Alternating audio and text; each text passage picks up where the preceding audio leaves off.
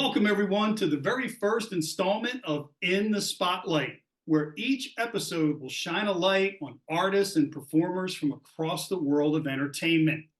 And joining me tonight, folks, he's a triple threat. He truly is. He's incredibly versatile, incredibly talented, and incredibly grounded. Tyler Conti. Tyler, welcome to the Spotlight. Welcome to the show. Thank you so much, man. So happy to be here. Well, I am definitely happy to have you here, and especially as the first guest on our new In the Spotlight show, Tyler. I couldn't think of a better person to be here, and here's one of the reasons why. It's not just about your great new music that you have out. Love your current single. Love what I've heard of the new single coming out in mid-June. It's your journey and how you've approached it. And your musical journey's been going on for quite some time, lots of twists and turns along the way. But one thing that looks to me to be a constant is you kept moving forward. Where do you draw that strength from to keep doing that and keep moving forward? Oh man, that's a great question. Thank you so much for the compliments. It means a lot to hear. And God is first and foremost in my life, so that's where I draw the strength. But I've had a lot of great role models, and my mom, she raised me just that way. She was so tough, and she did so much for me and my brother, and she always was positive while she was doing it. And I just looked up to her. I always wanted to be like her. She played guitar all the time for us before we go to bed. She was such an incredible writer, and she just always had a good attitude, even if she was working three jobs. And I was like, man, I want to be just like my mom. So I would say God is my strength, and role models like my mom and a lot of great men that I've met along the way. I just kind of took from them. No, that is fantastic to hear, and it is a kind of a common thread or theme, Tyler, with so many of the folks that we've had on the show over the years, and that's their faith, pulling them through, especially in those difficult times. This is a difficult business, and you've had some successes in the past as a writer, as a singer, and I think when more people get to hear what you're putting out now, I think that's going to take things to a whole new level for you. But one of the things that's really a strength of yours is your writing. And I recently saw a clip where you said something that I kind of smiled because I feel the same way. And that is that as a writer or as a singer, you prefer to sing songs that you've written as opposed to songs someone else has written. Now, like I said, I can understand that, having sold dozens of singles over the years. But why is it, why do you feel that way? What inspires you? Is it that you feel more inspired, or where's that connection, if you will, in terms of singing songs that you've written versus songs other people have written? Another great question, man. Thank you for asking that. I got into music when I was young for the writing of it. I was actually infected by music with just sitting down and grabbing a pen and starting to write poetry and adding melodies to it. So I love to sing. It was always definitely a joy and a passion, but it was mostly for writing. So as I got older and once I signed to Warner Brothers, when David Foster signed me and my brother, I just like my main thing was like I gotta write. I have to be writing because that was where my joy was. And if I wasn't doing it, I didn't even really like music like that.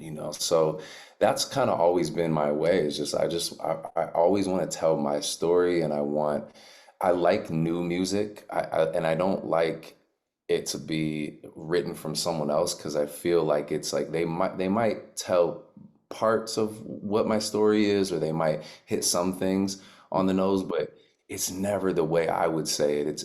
It can be Yeah. close, but if it's not the way I would say it, then it feels like it's not me. So writing is everything to me, man. Well, and here's something that really is another thing that impressed me. And I don't know if folks know this, but before I get to this, real quick, because you grew up in Portland, right, in Oregon? Yeah. Okay. So in Portland, because I'm in suburban Philadelphia, lived most of my life in Philadelphia. And to get a driver's license here in Pennsylvania, you have to be 16. Is it about the same in Oregon? Same thing. Yep. Okay. Here's why I bring that up. If I read correctly and heard correctly, you signed with David Foster before you could even get a driver's license.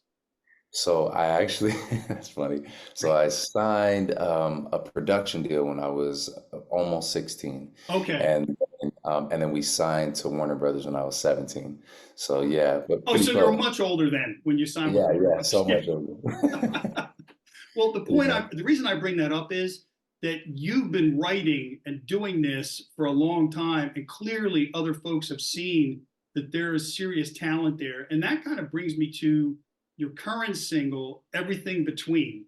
And I have to tell you, I'm a huge fan of all kinds of music, but one of the things I love about country music is the lyrics, is the stories. yeah. And that's one that really hits home with me in terms of great lyrics, great melody, great hook. So, can you talk to us a little bit about that song and what inspired it? Yeah, for sure, man. So I wanted to write a song that celebrated my lady and that kind of told the story of all the things that she does every other day of the year besides the, Mother's Day yesterday or Christmas. And we all celebrate those holidays and give gifts, but I wanted a celebration song that just really talked about what she does for me day in and day out, blood, sweat, and tears. And so that's how that kind of came about. And I worked with this guy Gallo, who he had sent the melody on guitar. He had already kind of come up with the structure, and then he had some of the melodies, most actually almost all the melodies. And usually I don't work like that. Like I kind of do it all, but it was so good. I was just like, yeah, this is amazing, bro. Like let me just take this and sit with it. And then I switched up a couple of the melodies a little bit, but I wrote every lyric, and I took time with it too. Like I wanted to make sure that it was perfect. So there were little things that weren't great, and I finally like dialed them in at the end, and we put it out, man. And it's doing really good. I love that song, so thank you for saying that. It means a lot. No, I think anyone who hears it will feel the same way because it's just beautifully written. And I'm glad you brought that up too, Tyler, because I was curious when it comes to writing, everyone seems to have a different process. Some people will get a melody, some people will get a chorus, or they'll start with a verse, or sometimes it varies depending on what the situation is. But do you generally have a process or kind of an order in which things go, or is it just how it hits you? It's how it hits me, but usually now what I do, like when I was younger, you could not get me to stop writing. Like I'd sit in class and just all day long, just write, write, write. Now I've written about almost everything I can think of. I've probably written like close to 3,000 songs in my life. Maybe I'm overestimating, but I feel like I've written so many songs and about every single topic that I can imagine. So now it's like it really does have to hit me, and it has to be something that I'm passionate about. I can still go in and do writing sessions and kind of do that whole thing, but mostly I like waiting until it's something that means something to me because then I feel like I have the gasoline to get there. Otherwise, it's like I'll do half a song and be like, all right, I'm done, But when I love it and I really want to write about it, I can see it through to the end.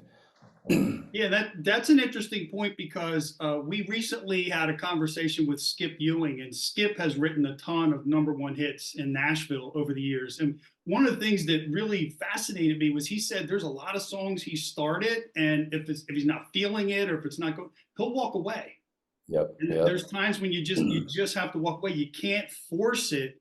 And then on the flip side, there's songs that just really resonate. And that brings me to your upcoming single that's going to be coming out, I believe, on June 14th, Love from a Son. Now, I've listened to it and I love the multiple perspectives of the song, of being a son, having a son.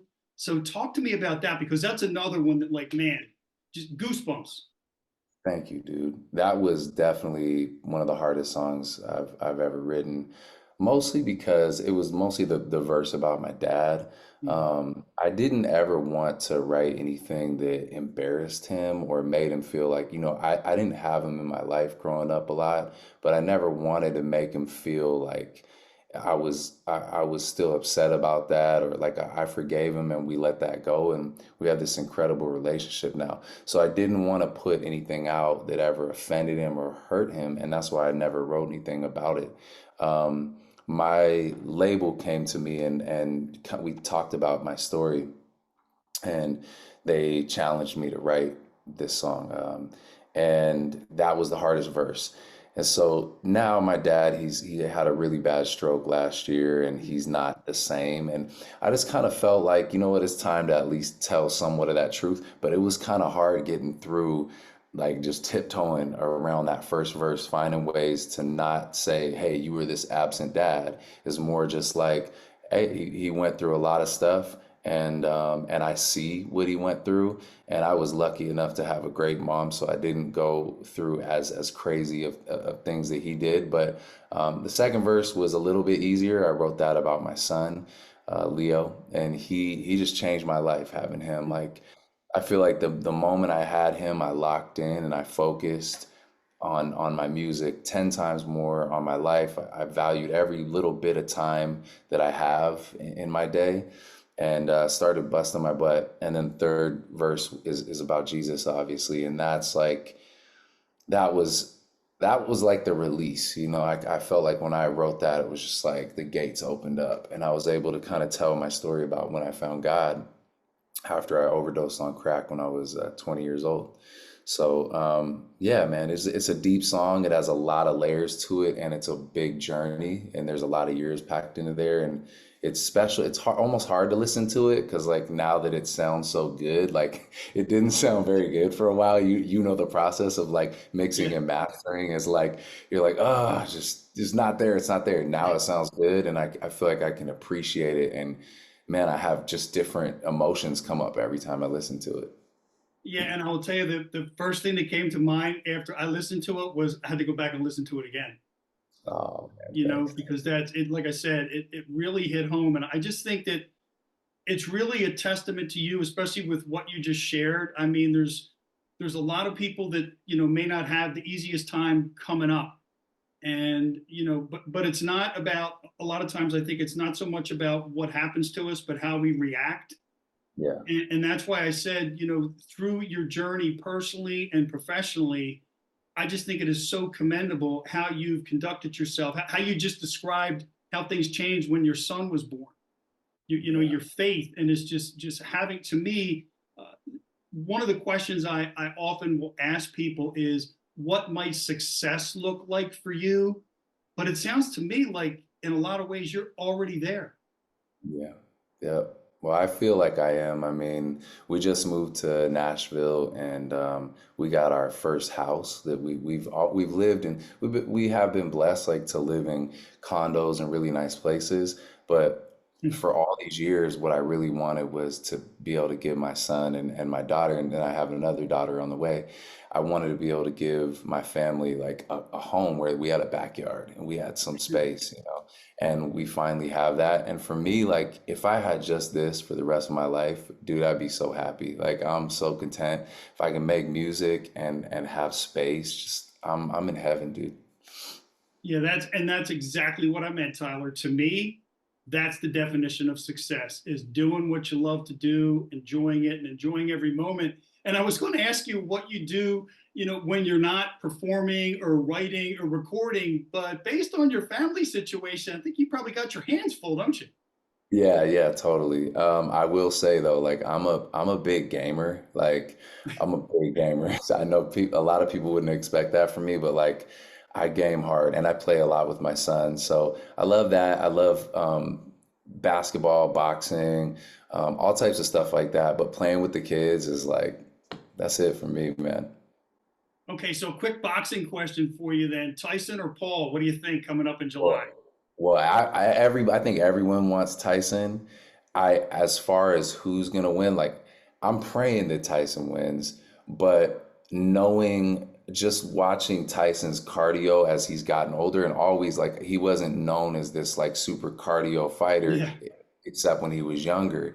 So it's like I look at Jake Paul, man, and he's hungry and he has good cardio. I mean, he's had a couple battles recently and he did really good. So I feel like, sadly enough, in like 4 or 5 rounds, he's probably gonna end. I think Paul will end the fight against Tyson pretty easily, even though I think a lot of people really hope Tyson will Yeah. win.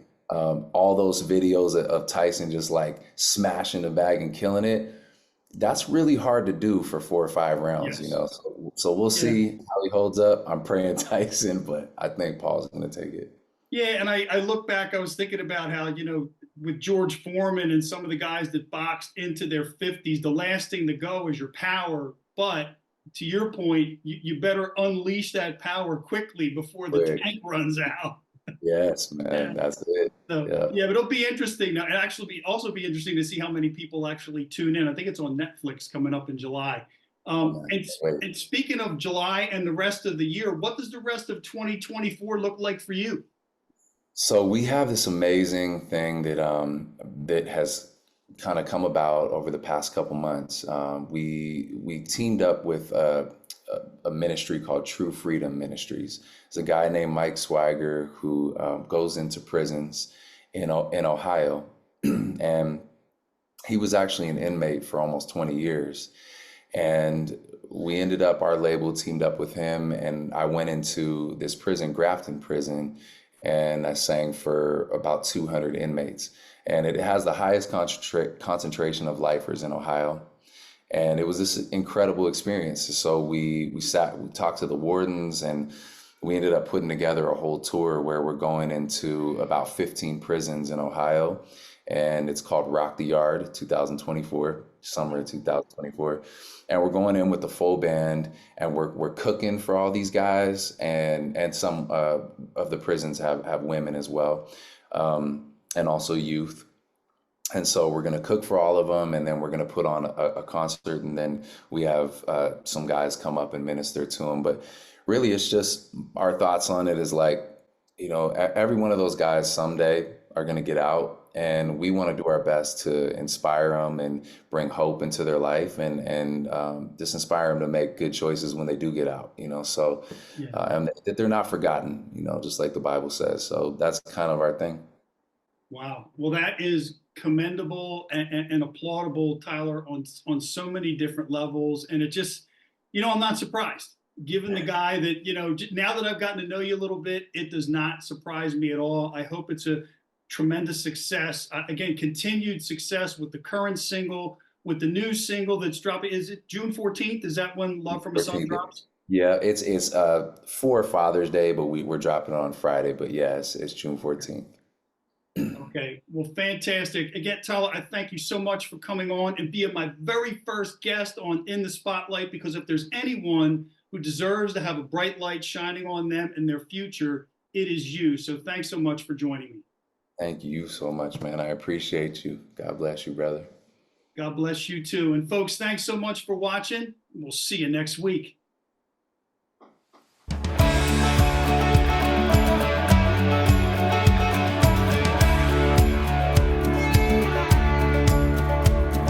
It's not about the birthday gifts or how we plan our anniversary. Yeah.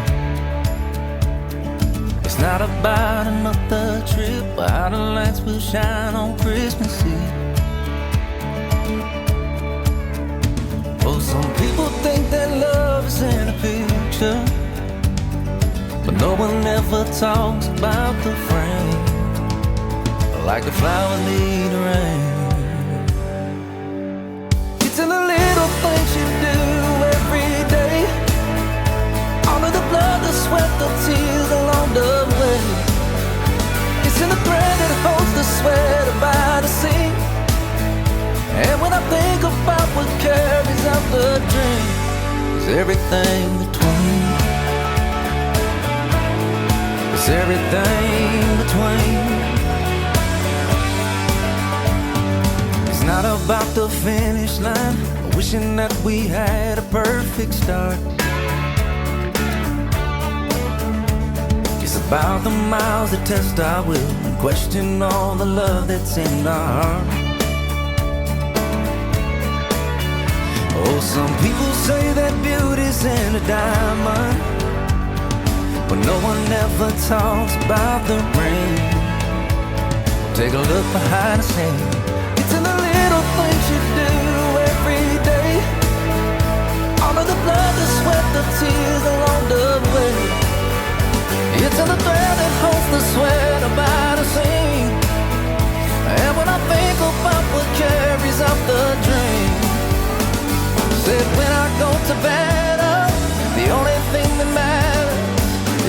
got you right here by my side. Baby, you're my ride or die. Yeah. It's in the little things you do every day. All of the blood, the sweat, the tears along the way. It's in the thread that holds the sweater by the seam. And when I think about what carries out the dream, it's everything